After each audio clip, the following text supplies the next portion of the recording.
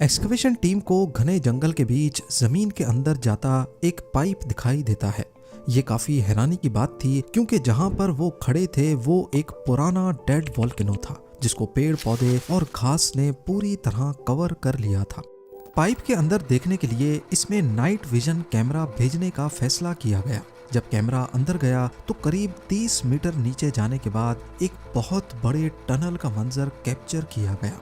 ये 7 मार्च 2018 का दिन था और एक्सकवेशन टीम साउथ पोलैंड के शहर लुबान के करीब जमीन से 30 मीटर नीचे कुछ अनोखा देखने वाली थी। टनल के अंदर जब कैमरा घुमाया गया तो वहां पर हैरत अंगेज तौर पे उनको एक पटरी दिखाई दी। अभी वो इसी कश्मकश में थे कि यहाँ पटरी का क्या काम, तो दूर खड़ी एक माइन कार्ट ने उनकी तवज्जो अपनी तरफ कर ली। जब लोकल अथॉरिटीज को मालूम पड़ा तो वो वर्ल्ड वॉर 2 के जमाने में एक खो जाने वाले टनल का मैप लेकर आए। मालूम पड़ा कि ये टनल करीब 80 साल पहले वर्ल्ड वॉर 2 के दौर में बनाया गया था और पिछले कई सालों से लोकल अथॉरिटीज इसी टनल की तलाश कर रही थी। इस टनल की एंट्रेंस को भारी पत्थर रखकर बंद किया गया था, जिसके आगे सालों की मिट्टी और घास भूस ने इसकी एंट्रेंस के निशानात भी मिटा दिए। लेकिन अंदर से ये टनल हूबहू मैप पर दिखने वाले टनल से मैच कर रहा था। इसके अंदर पटरी और माइन कार्ट देखकर ऐसा मालूम होता है कि ये वर्ल्ड वॉर 2 के दौर में सामान स्टोर करने के काम आता था। टनल में मौजूद अक्सर लोहे के सामान को जंग लग चुका था। यहाँ से बेलचा, ड्रिल बिट्स और कुडाल जैसे टूल्स उसी हालत में मिले जैसे उनको 80 साल पहले नाज़ी मिलिट्री के सोल्जर्स ने रखा था। वर्ल्ड वॉर 2 के दौरान नाज़ी जर्मनी और जापान जैसी कंट्रीज से मुकाबला था अमेरिका और ब्रिटेन जैसे मुल्कों का। इस दौरान हिटलर की फौज ने हजारों की तादाद में अंडरग्राउंड बंकर्स बनाए थे। शुरुआत बेशक हिटलर ने की थी, लेकिन बाद में अलाइड फोर्सेस ने भी अंडरग्राउंड टनल्स और बंकर्स का इस्तेमाल करना शुरू किया। वर्ल्ड वॉर 2 के दौरान बंकर्स काफी स्ट्रेटेजिक इंपॉर्टेंस रखते थे और इनका मकसद डिफेंस और ऑफेंस दोनों के लिए था। यानी कहीं पे इनका काम दुश्मन के हमलों से बचना होता तो कहीं ये दुश्मन पर हमला करने के लिए काम आते थे। ये बंकर्स दुश्मन की एयर स्ट्राइक्स और आर्टिलरी शेल से हिफाजत करते और सोल्जर्स को एक सिक्योर बेस फराहम करते थे। डिफेंसिव बंकर्स को फ्रंट लाइन पर इस तरह डिजाइन किया जाता कि वो दुश्मन के हमलों को रोक सकें, जैसे जर्मनी की अटलांटिक वॉल, जो अलाइड फोर्सेस के हमलों के खिलाफ एक मजबूत रुकावट थी। साथ ही कुछ बंकर्स को प्लानिंग के लिए यूज किया गया, जहां से कमांडर्स अपने ऑपरेशंस को सीक्रेटली मैनेज करते।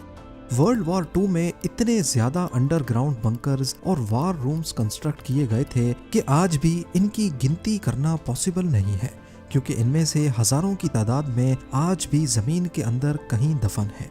कहा जाता है कि वर्ल्ड वॉर 2 में अलाइड पावर्स और एक्सिस पावर्स ने अंडरग्राउंड बंकर्स पे इतना खर्चा किया था कि पूरी दुनिया में लोहे और सीमेंट की शॉर्टेज हो गई थी। एक एस्टीमेट के मुताबिक इन तमाम बंकर्स को बनाने में लगभग आज के 500 बिलियन से 1 ट्रिलियन डॉलर्स का खर्चा आया। यूं समझ लें कि अमेरिका की अफगानिस्तान में चलने वाली 20 साला जंग में रोजाना 300 मिलियन डॉलर्स खर्चा आता था, तो वर्ल्ड वॉर 2 में बंकर्स बनाने में रोजाना 460 मिलियन डॉलर्स। ये तो वो खर्चा है जो सिर्फ कंस्ट्रक्शन में हुआ। वर्ल्ड वॉर 2 में मैन पावर, लॉजिस्टिक्स और एम्यूनेशन के खर्चे का अंदाजा लगाना भी मुश्किल है। आइए इतिहास की तल्ख यादों में जाकर चंद बंकर्स के बारे में जानते हैं। दी अटलांटिक वॉल एक बहुत बड़ा कोस्टल डिफेंस सिस्टम था जो नाज़ी जर्मनी ने वर्ल्ड वॉर 2 के दौरान बनाया। ये 2400 माइल्स या 3800 किलोमीटर तक यूरोप के कोस्ट लाइन पर फैला हुआ था, जिसका मकसद समंदर से अलाइड फोर्सेस के हमलों से बचना था। 1940 से 1944 के दरमियान बनाए गए इस सिस्टम में हजारों बंकर्स, एम्यूनेशन डिपो और किले शामिल थे। उस वक्त हिटलर का फ्रांस के कई इलाकों पर भी कब्जा था। अटलांटिक वॉल का एक हिस्सा नॉर्दर्न फ्रांस के इलाके नॉर्मंडी में भी फैला हुआ था, जहां लॉन्जेस सरमर नामी आर्टिलरी बैटरी इंस्टॉल की गई।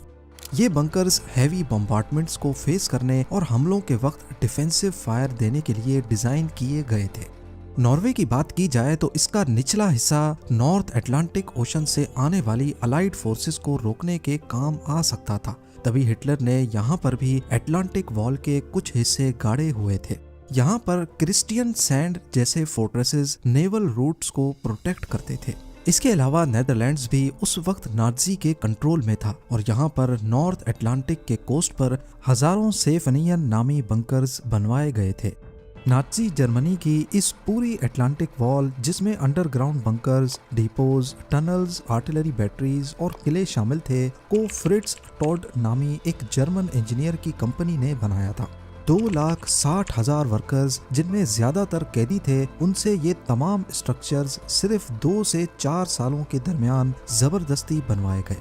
आज भी अटलांटिक वॉल के कुछ पार्ट्स हिस्टोरिकल मॉन्यूमेंट्स के तौर पे मौजूद हैं, जो वर्ल्ड वॉर 2 की इंजीनियरिंग और उस पर होने वाले खर्चे का एहसास दिलाते हैं। जब हिटलर ने अटलांटिक वॉल बनाई तो उस वक्त अलाइड पावर्स के वहमो गुमान में भी नहीं था कि आगे चल के उनको कितनी मुश्किल का सामना करना पड़ेगा। फिर 1942 में एक वाकया हुआ जिसने अमेरिका और ब्रिटेन की आंखें खोल कर रख दी। कैनेडियन फोर्सेस जो अलाइड पावर्स का हिस्सा थीं, उन्होंने फ्रांस के इलाके डिएप पर एक हमले की प्लानिंग की, जिसको आज डिएप रेड के नाम से याद किया जाता है। इस हमले का मकसद हिटलर की बनाई गई अटलांटिक वॉल को समझना था कि आखिर वो काम कैसे करती है। इन मजबूत कंक्रीट बंकर्स ने अलाइड अटैक को बुरी तरह नाकाम बना दिया। अलाइड ट्रूप्स जो कोस्ट लाइन पर लैंड करने की कोशिश कर रहे थे, वो नाजी जर्मनी के पावरफुल क्रॉस फायर का शिकार बन गए। ये अलाइड फोर्सेस के लिए एक बहुत बड़ा झटका था, क्योंकि उनको अटलांटिक वॉल की मजबूती से इतनी तवक्को नहीं थी। इस मिशन में 6,000 अलाइड सोल्जर्स आए थे, जिसमें से 3600 या तो मारे गए या फिर नाजी के हाथों कैदी बन गए। डिएप रेड के बाद अलाइड फोर्सेस को समझ आ गया कि अगर उन्हें हिटलर की हुकूमत पर कामयाब हमला करना है तो उन्हें भी बंकर्स और डिफेंसिव सिस्टम की प्लानिंग में काफ़ी इन्वेस्टमेंट करनी होगी। लिहाजा यूनाइटेड किंगडम, फ्रांस और सोवियत यूनियन समेत कनाडा में भी बंकर्स और टनल्स की कंस्ट्रक्शन में खूब खर्चा किया गया। चर्चिल वॉर रूम्स एक अंडरग्राउंड कॉम्प्लेक्स था जो लंदन में बना था। ये वर्ल्ड वॉर 2 के दौरान British prime minister Winston Churchill का हेडक्वार्टर था। ये कॉम्प्लेक्स स्पेशली इसलिए डिजाइन किया गया था कि नाजी जर्मनी की एयर स्ट्राइक से महफूज रहा जा सके। फ्रांस की मैजिनो लाइन जो वर्ल्ड वॉर 1 के बाद बनाई गई थी, यहाँ भी नए अंडरग्राउंड बंकर्स और टनल्स बनाए गए। फ्रांस को यकीन था कि ये सिस्टम उनकी हिफाजत करेगा, लेकिन वर्ल्ड वॉर 2 में जर्मनी ने मैजिनो लाइन को साइड लाइन करते हुए बेल्जियम के रास्ते से फ्रांस पर कब्जा कर लिया। दुनिया के दूसरे कोने में जापान, जो वर्ल्ड वॉर 2 में हिटलर का साथ दे रहा था, वहां पर भी सैकड़ों अंडरग्राउंड बंकर्स खोदे गए। ईओ सीमा के अंडर एक पूरा नेटवर्क बनाया गया, जिसमें hidden artillery positions, storage rooms और लिविंग क्वार्टर्स शामिल थे। ये टनल्स अलाइड फोर्सेस के हमले के वक्त सरप्राइज अटैक्स के लिए यूज होते थे। ओकानावा के बंकर्स और टनल्स ज्यादा बड़े पैमाने पर और पेचीदा थे, जहां हजारों जापानीज सोल्जर्स डिफेंस और रेजिस्टेंस के लिए पोजीशन में रहते। ये डिफेंसिव सिस्टम अलाइड इन्वेजन्स को डिले करने और ज्यादा से ज्यादा को मौत के घाट उतारने के लिए डिजाइन किया गया था। वर्ल्ड वॉर 2 के दौरान तमाम कंट्रीज के बनाए जाने वाले बंकर्स की इंजीनियरिंग किसी चमत्कार से कम नहीं है।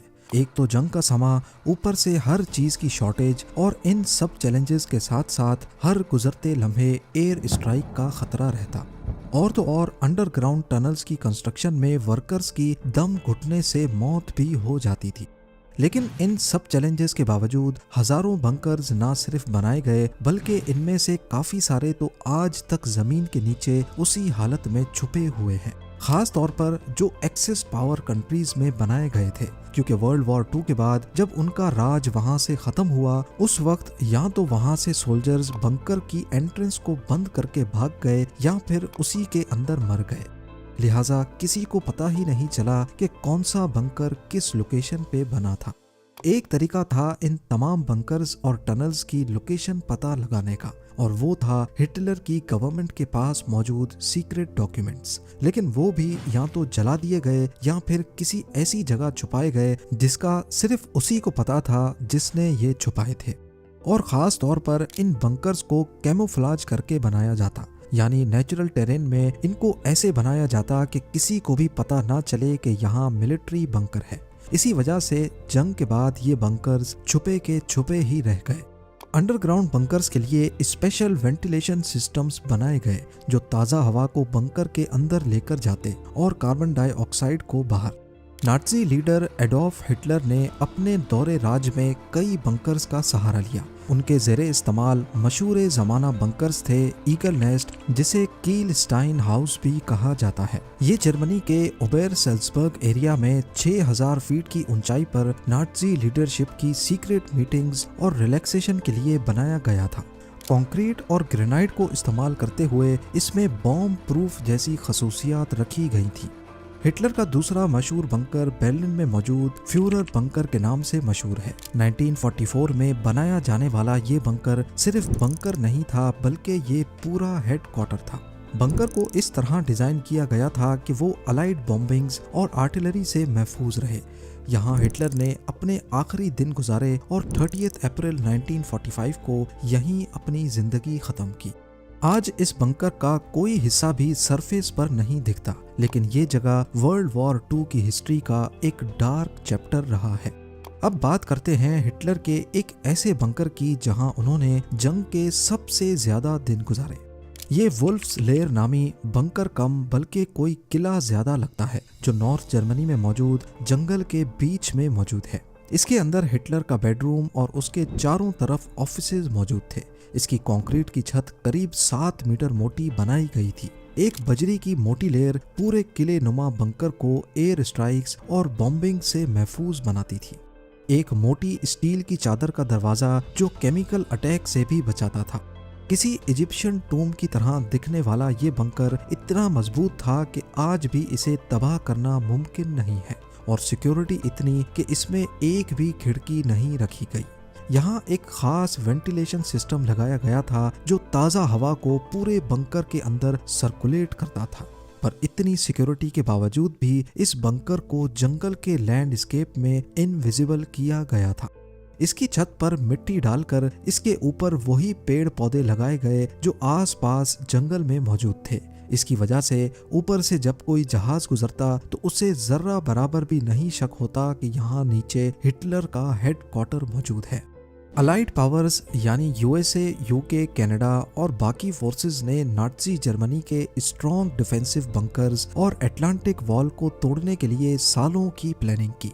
हिटलर की बनाई गई अटलांटिक वॉल से मुकाबला करने के लिए 1,56,000 से ज्यादा ट्रूप्स, 5,000 शिप्स और 11,000 एयरक्राफ्ट्स इस्तेमाल हुए। ये 6 जून 1944 का दिन था, जिसको डी डे के नाम से याद किया जाता है।